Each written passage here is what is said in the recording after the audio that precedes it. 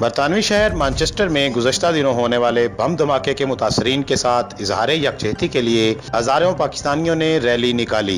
Rally के शुरका ने मुख्तलिफ बैनर्स और प्ले कार्ड्स उठा रखे थे, जिन पर मैनचेस्टर के होलनाक सानहे के मुतासरीन के साथ यकजहती का इजहार किया गया था। रैली में शरीक पाकिस्तानी खवातीन, मर्द और बच्चे मैनचेस्टर के साथ मोहब्बत के इजहार के तौर पर नारे भी लगाते रहे। अतीकुल्लाह भट्ट, तकबीर न्यूज़, मैनचेस्टर, UK।